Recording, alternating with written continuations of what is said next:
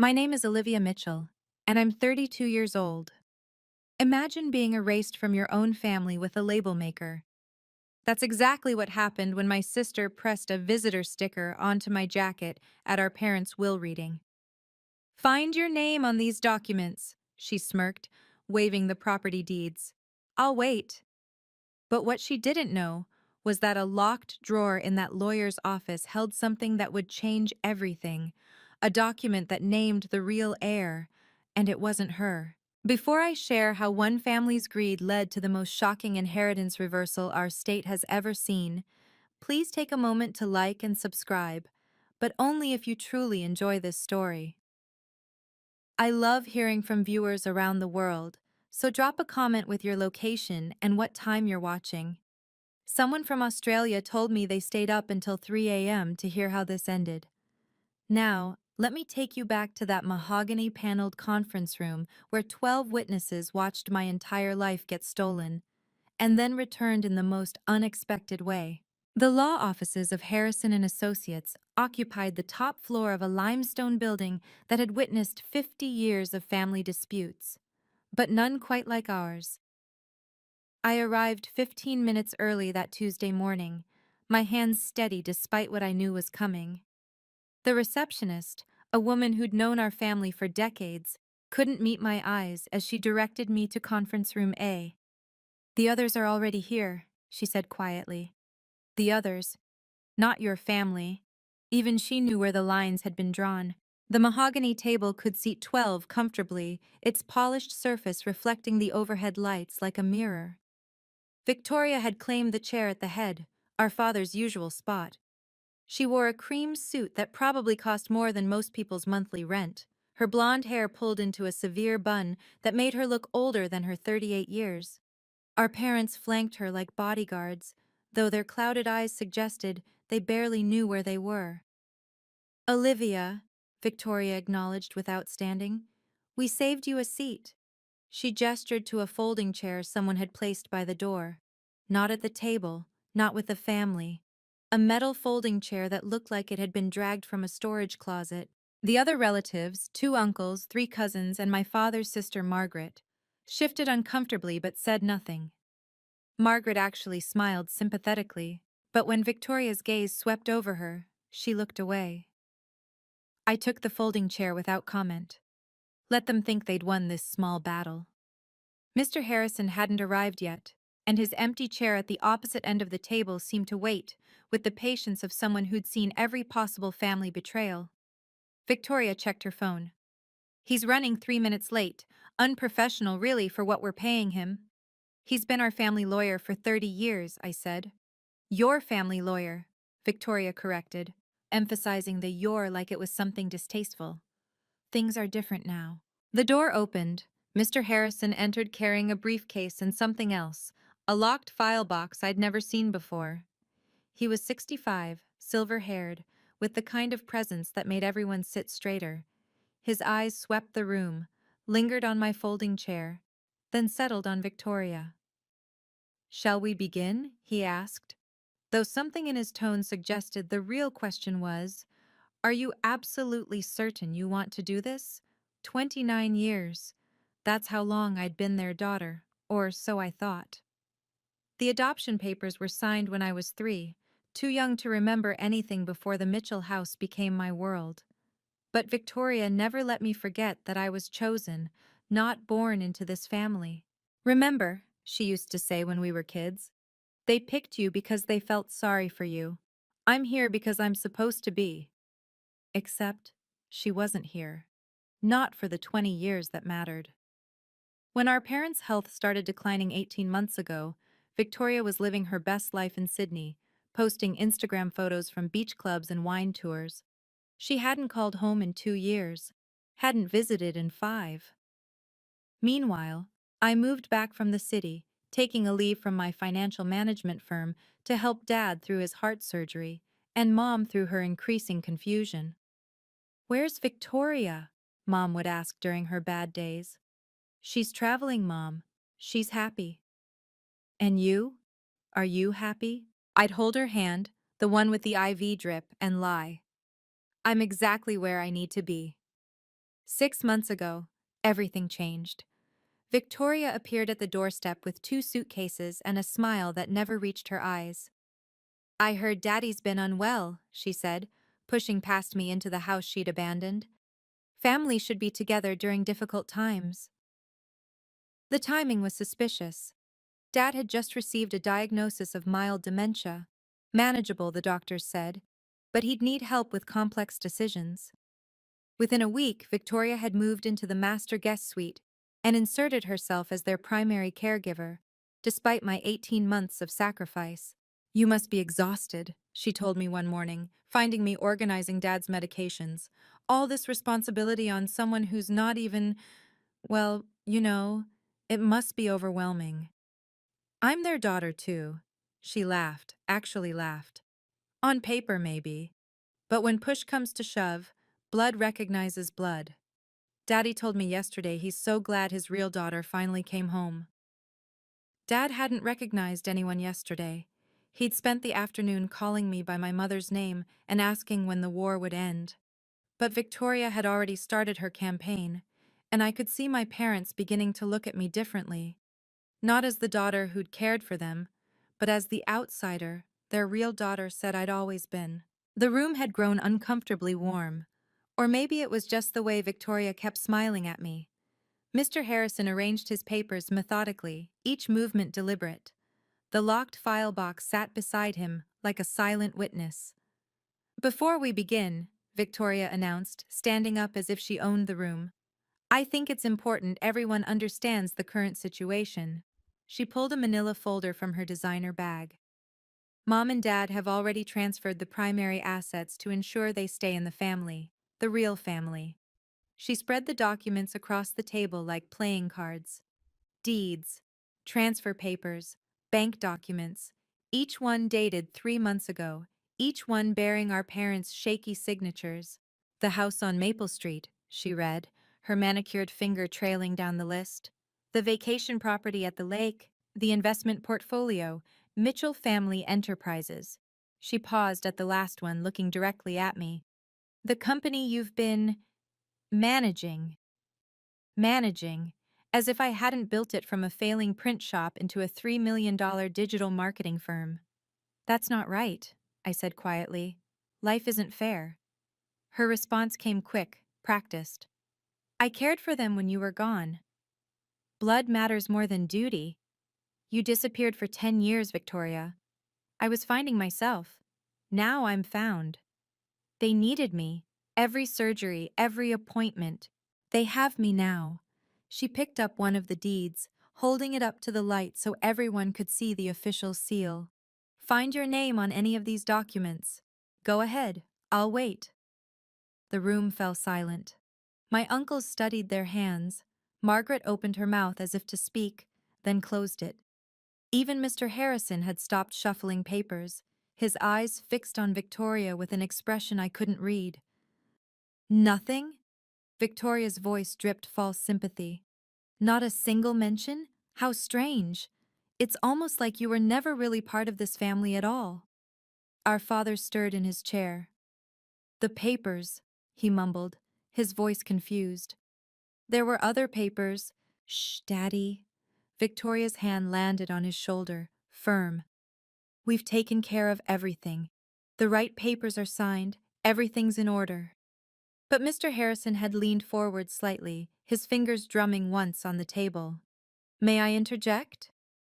The words were soft, professional, but something in his tone made Victoria's smile falter for just a second.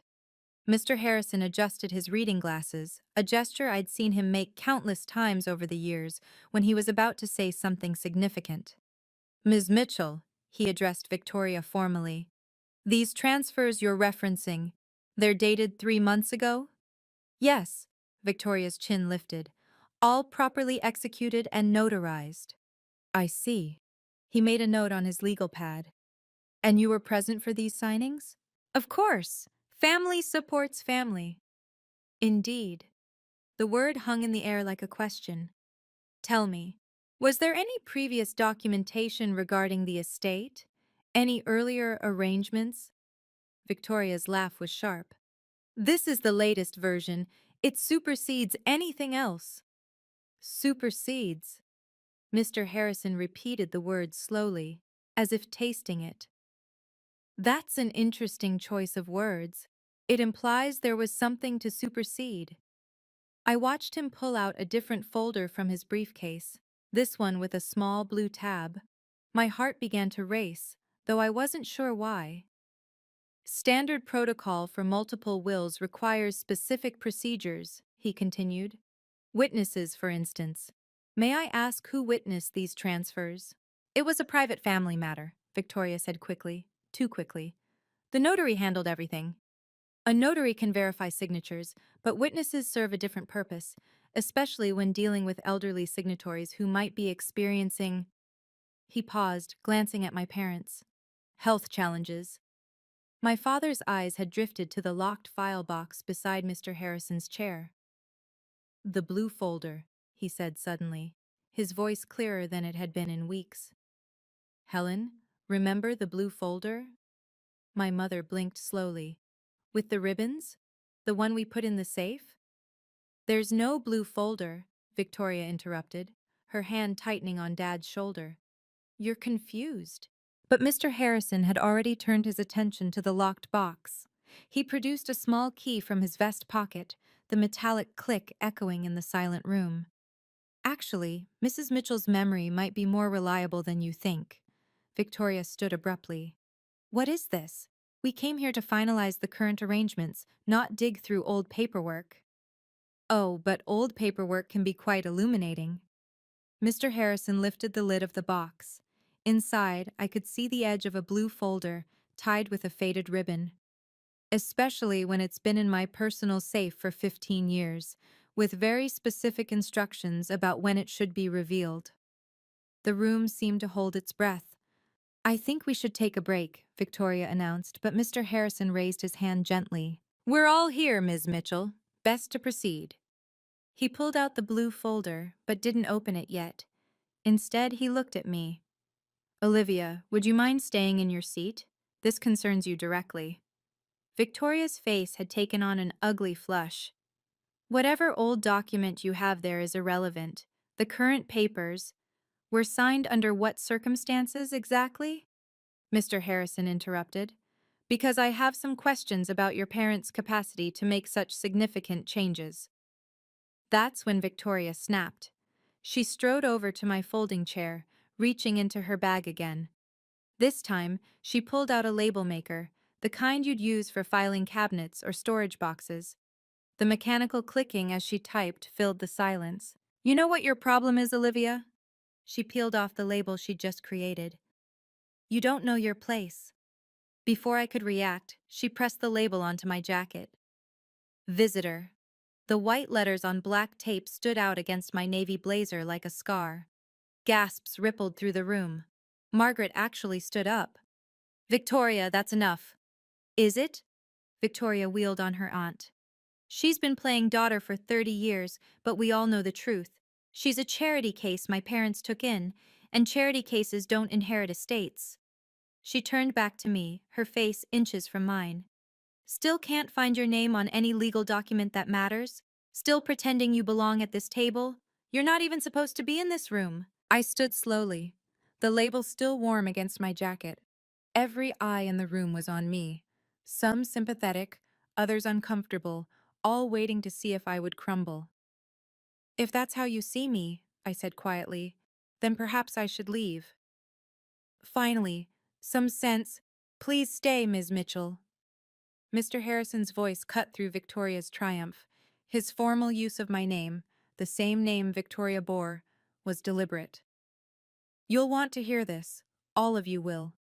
He opened the blue folder with the same ceremony someone might use to unveil a masterpiece. This is the last will and testament of Robert and Helen Mitchell, executed 15 years ago, with full mental capacity, 3 witnesses, and my personal authentication as their attorney of record. Victoria's face went white. That's impossible. Victoria lunged for the blue folder, but Mr. Harrison pulled it back with practiced ease. Please return to your seat, Ms. Mitchell. Any attempt to destroy legal documents will be reported to the authorities. You can't do this, she hissed. Those papers are ancient history. The new documents were signed 3 months ago when your father couldn't remember his own birthday and your mother was on heavy medication for anxiety. Mr. Harrison's voice remained calm, but there was steel underneath. I've collected medical records from their physicians. Would you like me to read them aloud? The room had become a tableau of frozen faces. My uncles leaned forward. Margaret had her hand over her mouth. Even the cousins who'd avoided eye contact earlier were now staring at Victoria with something between shock and disgust. Let me be clear, Mr. Harrison continued, opening the folder fully. This will was created when both Robert and Helen were in perfect health.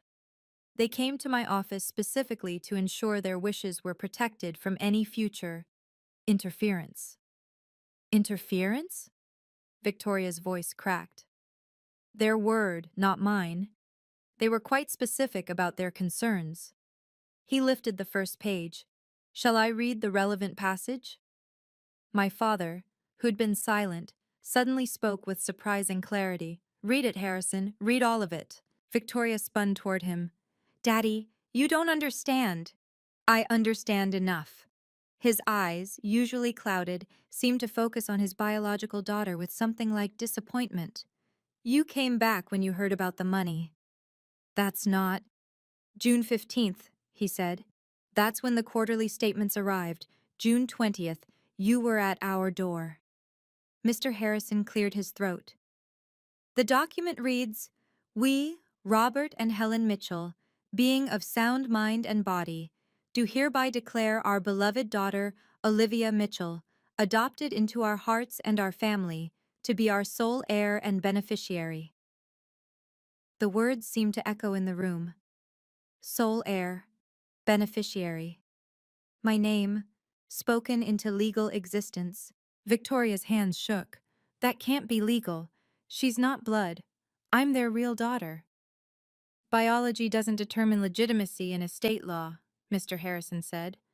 And this document predates your recent papers by 15 years. It takes precedence, especially given the circumstances of the newer signatures. He turned the page. There's more. Would you like me to continue? This can't be happening. Victoria's carefully constructed composure was crumbling. I'm their biological daughter. Blood means something. It meant so little to you that you disappeared for a decade, Margaret finally spoke up. Olivia was here, every day, every crisis. Mr. Harrison continued reading. To our biological daughter, Victoria Mitchell, we leave the sum of $1. This token amount, ensuring she cannot contest this will on grounds of omission. He looked up. Your parents were quite thorough. $1? Victoria's voice rose to a shriek. $1? There's an addendum, Mr. Harrison noted. Should any attempt be made to manipulate, coerce, or unduly influence us in our declining years, all associated documents shall be considered void, and this original will shall stand as our final testament. The precision of it was breathtaking. 15 years ago, my parents had seen this coming. They'd known their daughter well enough to predict her return, her manipulation, her greed. You planned this, Victoria accused, pointing at me. You turned them against me. I was 17 when this was written, I said quietly. You were 23, living in Australia, and hadn't called home in 2 years. The will also specifies, Mr. Harrison continued, that Mitchell Family Enterprises, which was then a struggling print shop, would belong entirely to whoever transformed it into a profitable venture. Olivia, I believe you have the financial records showing the company's growth under your management? I did. 5 years of tax returns, profit statements, client contracts, all bearing my signature as CEO, a position I'd earned through sweat and innovation, while Victoria posted beach selfies from the other side of the world. This is fraud, Victoria sputtered. Elder abuse. I'll sue. Actually, Mr. Harrison interrupted, pulling out another document. Elder abuse is exactly what we need to discuss. These medical records show your parents' diminished capacity at the time of the recent transfers. Combined with evidence that you isolated them from their chosen heir and manipulated them into signing documents they didn't understand, well, that's a felony in this state. The room went silent except for the sound of Victoria's harsh breathing. Security footage, Mr. Harrison added quietly, from the bank where the transfers were notarized shows you guiding your father's hand as he signed. The bank manager has already provided a sworn statement. Victoria's legs seemed to give out. She sank into her chair, the cream suit that had looked so powerful now making her appear ghostly pale. If you've ever felt like an outsider in your own family, type family in the comments. I read every single one, and it helps me know I'm not alone. Also, what would you do if your family gave everything to someone who disappeared for 10 years? Let me know below. Your stories give me strength, and they matter more than you know. Now here's where things get really interesting, because what happened next changed not just my inheritance, but the entire family dynamic forever. Mr. Harrison wasn't finished. He pulled out a tablet and connected it to the conference room screen. I took the liberty of documenting everything over the past 3 months. Every interaction, every transaction, every medical report. The screen lit up with a timeline. June 20th, Victoria returns. June 25th, first attempt to change power of attorney. July 5th, parents' doctor notes confusion and recommends cognitive evaluation. July 15th, evaluation postponed at family member's request. Signature, Victoria Mitchell. You tracked me? Victoria's voice was hollow. I protected my clients, Mr. Harrison corrected. Robert and Helen asked me to, 15 years ago. They said, and I quote, "If she comes back when we're vulnerable, protect Olivia. She's our true daughter." My mother, who'd been silent, suddenly reached across the table toward me. "Olivia, sweetheart, we remember. Not everything, but we remember you." Mom? No. She shook her head, tears forming. "We signed those papers because Victoria said you'd abandoned us. She said you were stealing from the company. She said—" She trailed off, looking at Victoria with horror. "You lied about everything." "The company records show Olivia never took a salary above market rate," Mr. Harrison added. "In fact, she reinvested 80% of her earnings back into the business. Meanwhile, Ms. Victoria Mitchell has withdrawn $40,000 from your accounts in the last 3 months alone." Gasps echoed around the table. 40,000 in 3 months. For expenses, Victoria protested. Taking care of them is expensive. Olivia managed it for 18 months without taking a penny, Margaret said coldly. Strange how your care costs so much more. Mr. Harrison pulled out his phone. I've been in contact with the district attorney's office. They're very interested in this case. Elder financial abuse is a serious crime, carrying up to 5 years in prison. You wouldn't dare. It's not up to me. It's up to Olivia. He turned to me. As the rightful heir and the victim of attempted fraud, you have the right to press charges. Everyone looked at me. Even Victoria, her face a mask of fear now, stared at me with something like pleading in her eyes. The visitor label still clung to my jacket, a reminder of how she'd tried to erase me. But I wasn't the one who needed to prove anything anymore. There's one more thing, Mr. Harrison said, reaching into the blue folder again. A letter. Your parents asked me to read it only if the situation arose. He unfolded a handwritten page, my mother's careful script visible even from where I sat.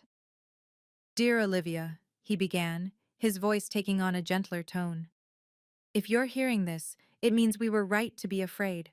Right to protect you. Victoria made a sound like a wounded animal. You came to us as a 3-year-old girl who'd already lost everything. We promised to love you as our own, and that promise became the truest thing in our lives. You are our daughter. Not by blood, but by choice, by love, by every birthday cake baked, every scraped knee bandaged, every proud moment at your graduations. Tears were running down my face now. I couldn't stop them. Victoria is our biological child, but she chose to be a stranger.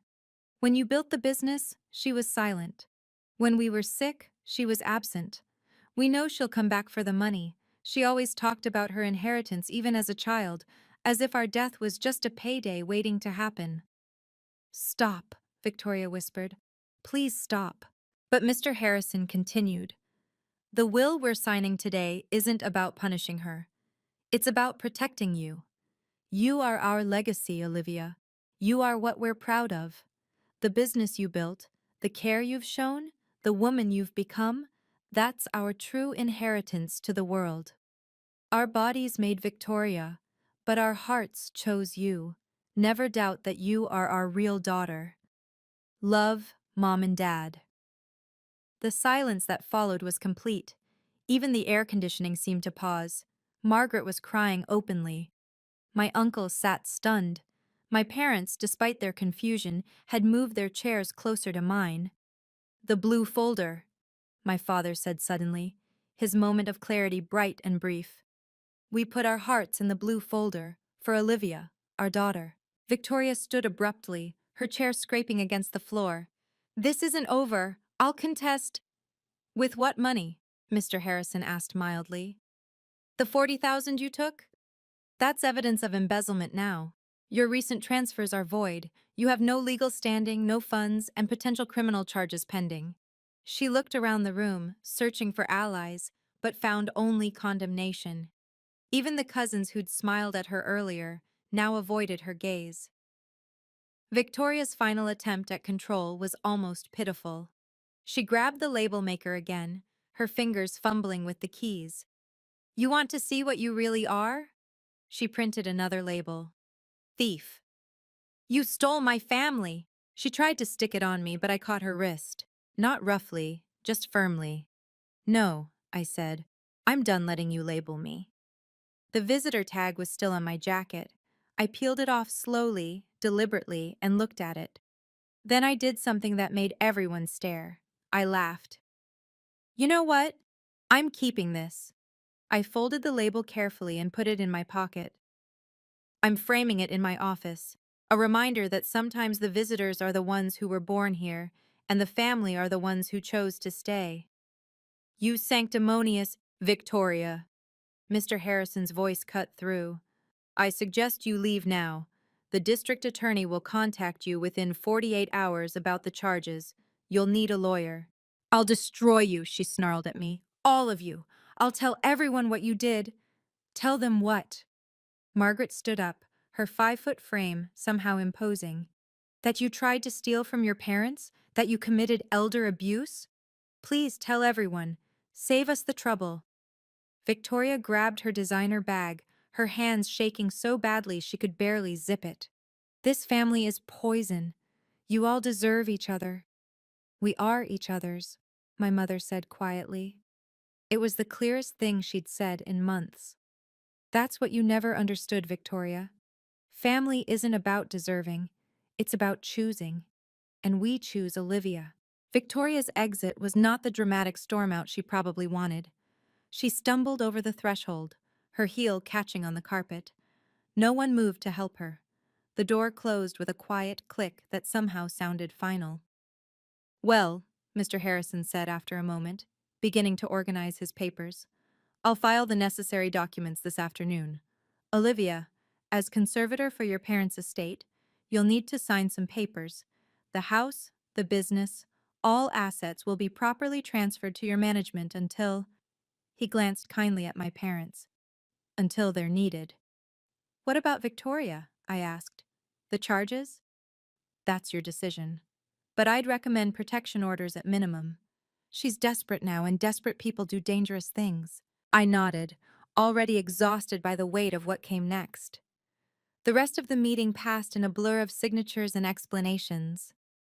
Mr. Harrison walked everyone through the legal implications, the timeline for transfers, the criminal investigation that would follow. My uncles, who'd been silent throughout Victoria's humiliation, now offered their support. We should have spoken up sooner, Uncle James said. We saw what she was doing, but she's family. So is Olivia, Margaret said firmly. We forgot that. We let blood blind us to behavior. As people began to leave, each stopping to squeeze my shoulder or murmur an apology, my parents remained seated. They looked smaller somehow, diminished by the weight of their daughter's betrayal. "We failed you," my mother said. "Both of you. We failed Victoria by never teaching her consequences, and we failed you by letting her make you feel like less than you are." Mom, no, let me finish. My mind, it comes and goes. But right now, in this moment, I know exactly who you are. You're the daughter who held my hand through chemo 10 years ago, who learned to cook Dad's favorite soup when I couldn't, who built a business from nothing and never once lorded it over us. My father nodded slowly. The will, we wrote it after Victoria missed your college graduation. She was finding herself in Europe. You'd just graduated summa cum laude, and she couldn't be bothered to come home. That's when we knew. Knew what? That biology is just science. Love is what makes a family.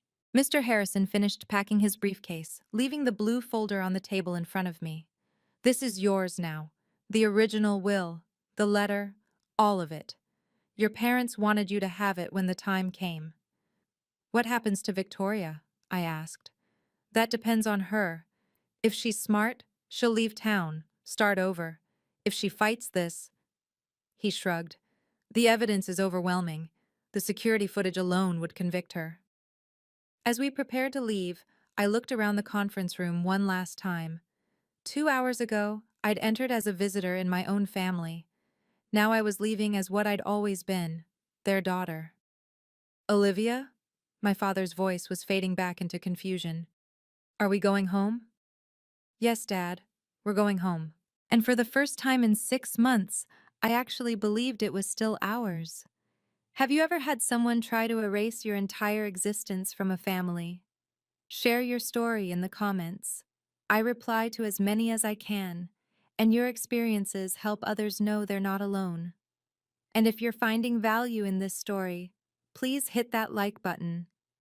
It really helps others who need to hear this message find it too. The algorithm is mysterious, but your engagement makes a real difference.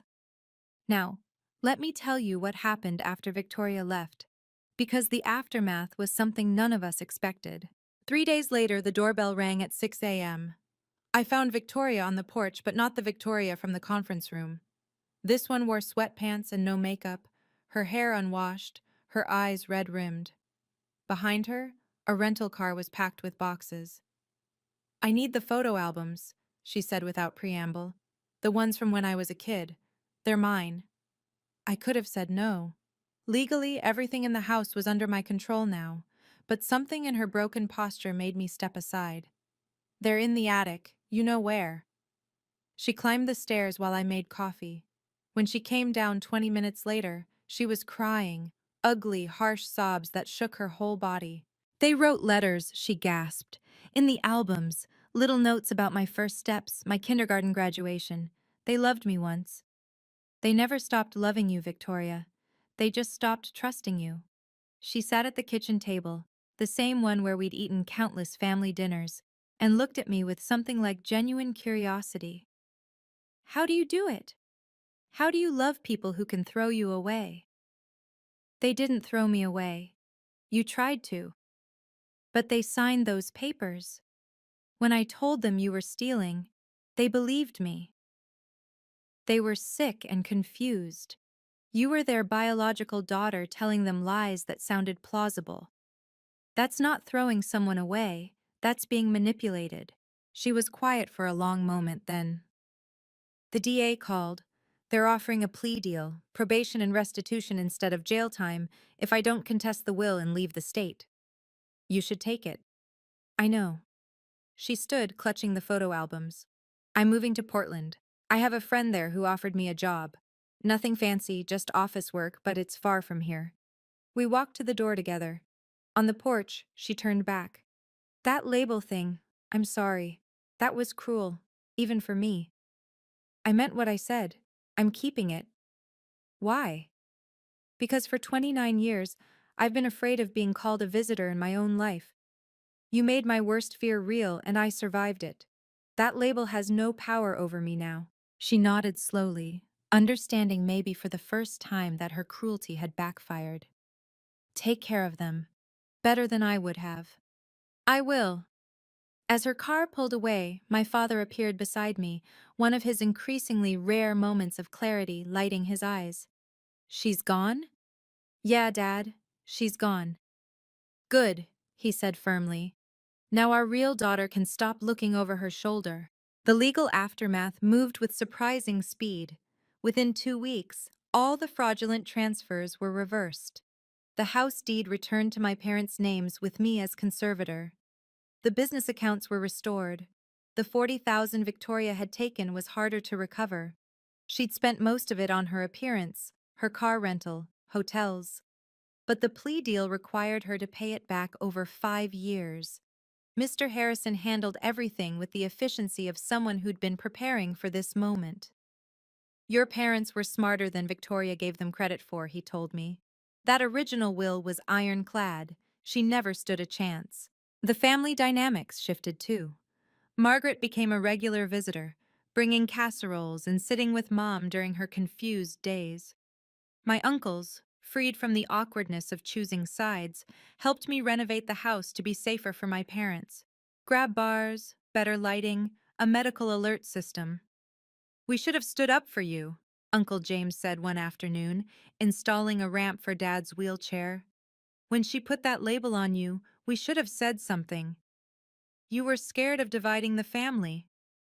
The family was already divided, we just pretended not to see it. Mitchell Family Enterprises thrived without the cloud of uncertainty. Clients who'd been nervous about the ownership dispute renewed their contracts. 3 major companies that had been waiting on the sidelines signed on. Within a month, we'd grown another 15%. I hired 2 new account managers and promoted my assistant to operations director. You're the real CEO now, she said. No one questioning it, no one threatening to take it away. I was always the real CEO. Now it's just official. The truth was, the business success felt hollow compared to the moments with my parents. Dad's clear days became fewer, but when they came, he was fully present. I'm proud of you, he'd say. Not for winning, for staying. Mom's anxiety decreased once Victoria was gone. Her doctor said the constant manipulation had been making her condition worse. Elder abuse isn't always physical, he explained. Sometimes it's psychological torture. Your sister was literally driving your mother crazy. One evening, I found Mom looking through the photo albums Victoria had left behind. She'd only taken ones from her childhood, leaving the rest. Look, Mom said, pointing to a picture of my college graduation. Victoria's not in any of these. 8 years of your achievements, and she's not in a single photo. She was traveling. No, sweetheart. She was absent. There's a difference between being away and being absent. You were away when you lived in the city, but you were never absent. She was absent even when she was here. The district attorney's office was thorough in their investigation. Detective Sarah Chen spent 3 hours interviewing me, recording everything about Victoria's manipulation tactics. Financial elder abuse is one of the fastest-growing crimes, she explained. Your case is textbook. Family member returns when parents are vulnerable, isolates them from other family, creates dependency, then strikes. The only unusual part is how well prepared your parents were. They knew their daughter.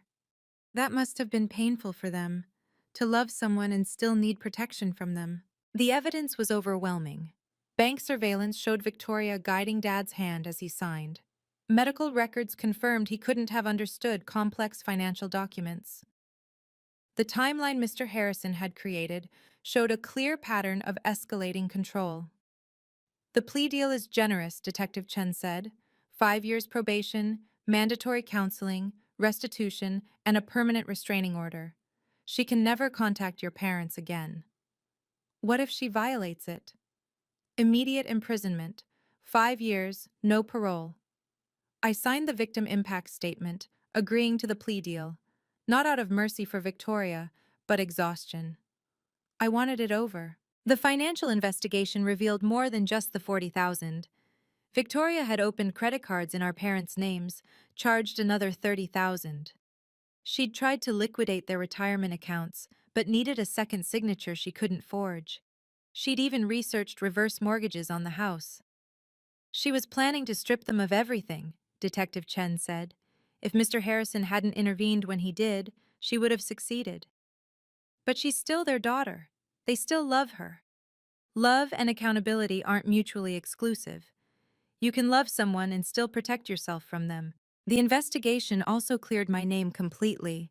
Every dollar I'd earned, every business decision I'd made, every check I'd written for my parents' care, all legitimate, all documented. You ran that company with complete transparency, the forensic accountant said. I've rarely seen books this clean. It's like you knew someone would audit them someday. I knew Victoria would come back eventually.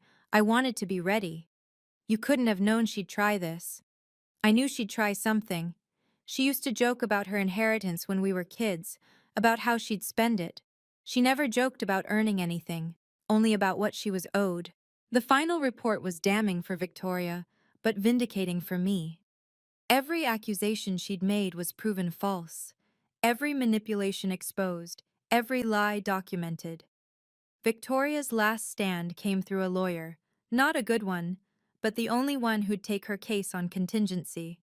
He sent a demand letter claiming emotional distress, defamation, and alienation of parental affection. The number he demanded was laughable: $2 million. Mr. Harrison actually chuckled when he read it. Alienation of parental affection isn't even a real cause of action in this state. And emotional distress? She committed elder abuse. This is what we call a nuisance suit. Should I be worried about this? No. But it tells us she's desperate. Desperate people make mistakes. The mistake came 2 days later. Victoria showed up at Mitchell Family Enterprises, trying to convince my employees that she was the rightful owner. Security footage showed her in the lobby, waving the old transfer papers, demanding to be let into her office. My operations director called me immediately. She's here, making a scene. Should I call the police? Yes. She's violating the restraining order. By the time I arrived, 2 officers had Victoria in handcuffs. She saw me and started screaming. You stole everything! You manipulated them! You're not even real family! Ma'am, you need to calm down, the officer said. I want her arrested. Victoria pointed at me with her cuffed hands. She's a fraud. The officer looked at me apologetically. We've explained the restraining order. This is a clear violation. She'll be held pending a hearing. As they led her away, Victoria turned back one last time. You'll never be their real daughter. Never! I already am, I said quietly. I've always been. The violation meant the plea deal was void. The DA's office moved forward with full charges: elder abuse, fraud, identity theft, and now criminal contempt. Victoria was looking at real prison time. Her lawyer withdrew from the case the next day. No one else would take it. The evidence was too overwhelming, the violations too blatant. She'd burned every bridge, exhausted every option. A week later, I got a call from a jail number. I almost didn't answer, but curiosity won. Olivia? Victoria's voice was small, defeated. I need help. I can't help you, Victoria. You know that. I know, I wanted you to know I'm taking the new plea deal. 3 years minimum security, then probation. I'll be out of your lives forever. Okay. Take care of them, please. I always have. The line went dead. It was the last time we ever spoke. The judge at Victoria's sentencing was a small woman with silver hair and sharp eyes. Judge Patricia Thornton had a reputation for being tough on elder abuse cases, and she lived up to it. Ms. Mitchell, she addressed Victoria, who stood in an orange jumpsuit, her designer clothes a memory. You targeted the most vulnerable members of your own family. You exploited their trust, their love, and their declining health for financial gain. This court has reviewed the evidence, including security footage of you physically guiding your father's hand, to sign documents he couldn't understand. Do you have anything to say? Victoria's court-appointed attorney whispered urgently, but she shook him off. I was their real daughter. I had rights. You had responsibilities, Judge Thornton interrupted, which you abandoned for a decade. Your sister, yes, Ms. Mitchell, she is your sister legally and morally, fulfilled those responsibilities while you were, in your own words, finding yourself. You found yourself, all right. You found yourself to be someone who would steal from their own parents. The sentence was harsh but fair. 3 years in minimum security for elder abuse, 2 years concurrent for fraud, 5 years probation after release, and full restitution of $70,000. Furthermore, the judge continued, you are permanently barred from any contact with Robert and Helen Mitchell. Any violation will result in immediate imprisonment for the maximum sentence of 10 years. As they led Victoria away, she didn't look back. Her shoulders were slumped, her fight finally gone. The woman who'd tried to erase me from the family had instead erased herself. Outside the courthouse, Mr. Harrison waited with an umbrella. It had started to rain. How do you feel? He asked. Empty, I admitted. I thought I'd feel vindicated, but I just feel sad. That's because you have empathy. She counted on that, you know. She thought your kindness would make you weak. Maybe it does. No, Olivia. Your kindness is what made your parents choose you.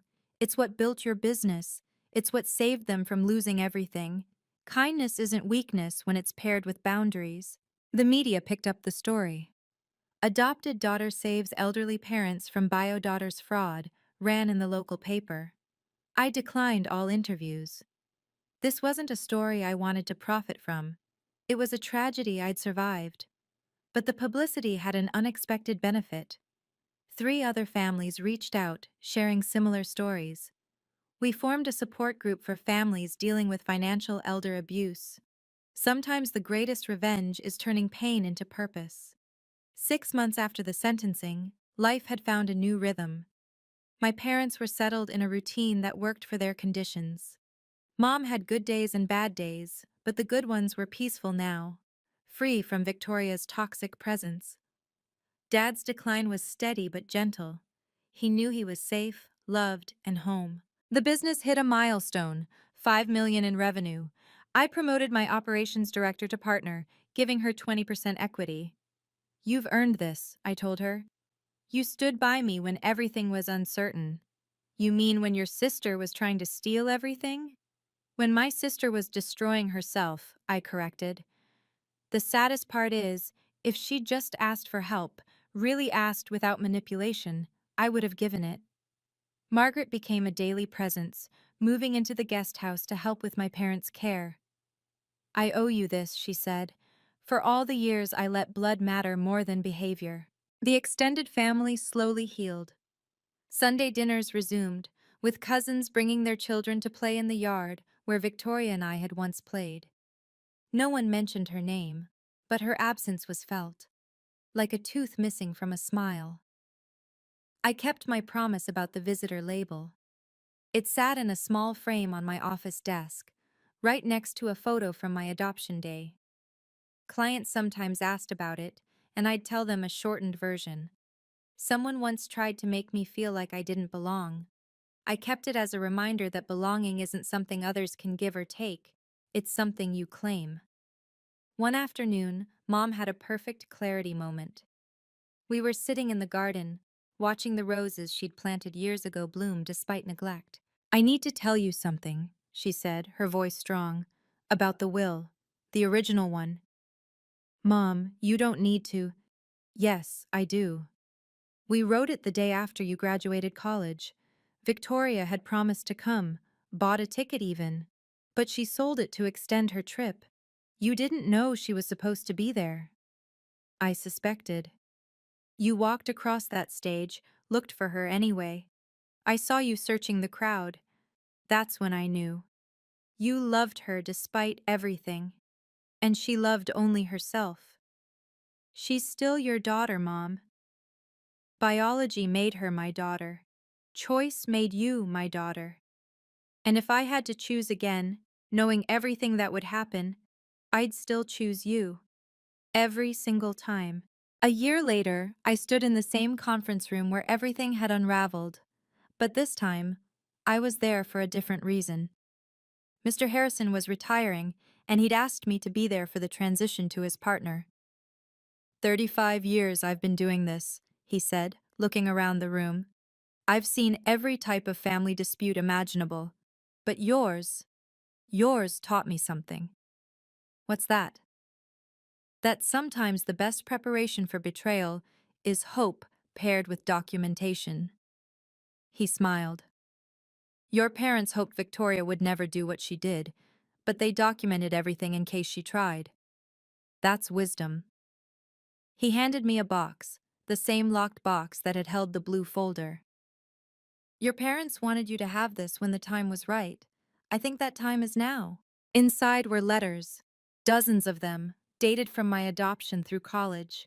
Each one from my parents to me, never sent, just saved. The first one was dated the day after my adoption. Dear Olivia, today you became ours, but the truth is, we became yours. You're 3 years old and you've already lost so much, but we promise you'll never lose us. Even if our minds fade, even if our bodies fail, we will always be your parents, and you will always be our daughter. The last one was dated a week before Victoria returned. Dear Olivia, I'm writing this on a clear day, and I want you to know, we see Victoria coming. Not literally, but we know she'll return when she hears about Dad's diagnosis. We've prepared everything with Mr. Harrison. Trust him, trust the law, trust yourself, and know that no matter what happens, no matter what we might say or do in our confusion, you are our chosen one. Our daughter by choice is stronger than our daughter by chance.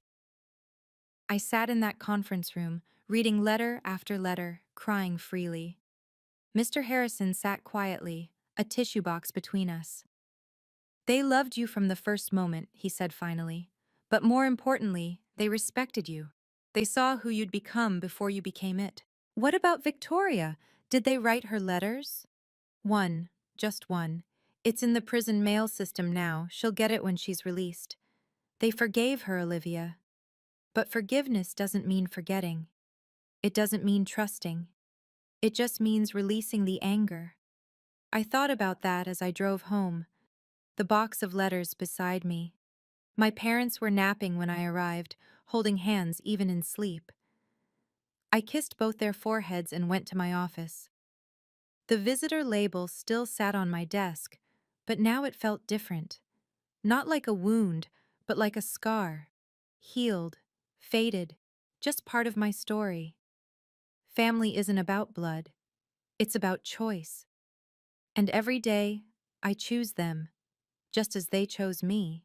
If this story resonated with you, please share it with someone who needs to hear that standing up for yourself isn't selfish, it's necessary. What boundaries have you had to set with family? Drop a comment below. I read every single one, and your stories help others know they're not alone. And remember, if you enjoyed this story, subscribe and hit the bell so you don't miss my next one about justice served cold. Your support helps these important stories reach people who need them. Until then, know your worth, document everything, and remember, family is chosen, not just born.